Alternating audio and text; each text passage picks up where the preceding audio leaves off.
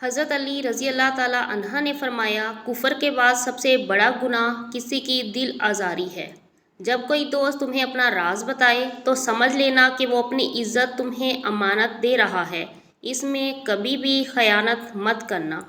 کسی کا عیب تلاش کرنے والے کی مثال اس مکھی جیسی ہے جو سارا خوبصورت جسم چھوڑ کر صرف زخم پر بیٹھتی ہے۔ وقت اور دولت دو چیزیں ہیں جو انسان کے اختیار میں نہیں۔ وقت انسان کو مجبور اور دولت مغرور بنا دیتی ہے۔ سب سے پہلی عبادت یہ ہے کہ انسان مصیبت میں صبر کر کے اللہ پاک سے مدد کا منتظر رہے۔ کامیابی حوصلوں سے ملتی ہے، حوصلے دوستوں سے ملتے ہیں، دوست مقدروں سے ملتے ہیں اور مقدر انسان خود بناتا ہے۔ تین چیزیں ایمان کو تباہ کر دیتی ہیں: نمبر 1 امیر دل کی محفل، نمبر 2 عورتوں کی صحبت، نمبر 3 جاہلوں سے بحث۔ جو شخص تمہارا غصہ برداشت کر لے اور ثابت قدم رہے وہ تمہارا سچا دوست ہے۔ جو ذرا سی بات پر دوست نہ رہے وہ دوست تھا ہی نہیں، اور جس کو ایسے دوست کی تلاش ہو جس میں کوئی خامی نہ ہو اسے کبھی بھی دوست نہیں ملتا۔ 100 دوستوں سے بہتر وہ ایک دشمن ہے جو دل میں نفرت تو رکھتا ہے لیکن منافقت نہیں کرتا۔ ایسی غربت پر صبر کرنا جس میں عزت محفوظ ہو اس امیری سے بہتر ہے جس میں ذلت و رسوائی ہو۔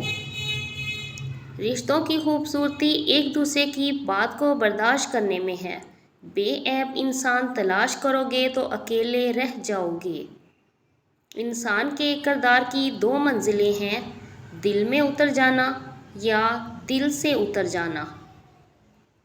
زندگی کی اصل خوبصورتی یہ نہیں کہ آپ کتنے خوش ہیں، بلکہ زندگی کی اصل خوبصورتی تو یہ ہے کہ دوسرے آپ سے کتنے خوش ہیں۔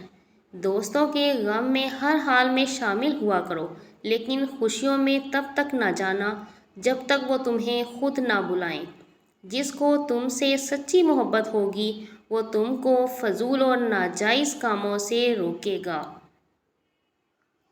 تمہارا ایک ہی رب ہے پھر بھی تم اسے یاد نہیں کرتے، لیکن اس کے کتنے بندے ہیں پھر بھی وہ تم کو نہیں بھولتا۔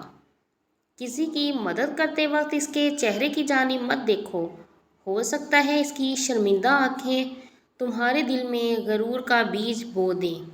3 رشتے بے نقاب ہو جاتے ہیں: نمبر 1 بڑھاپے میں اولاد، نمبر 2 مصیبت میں دوست، نمبر 3 غربت میں بیوی۔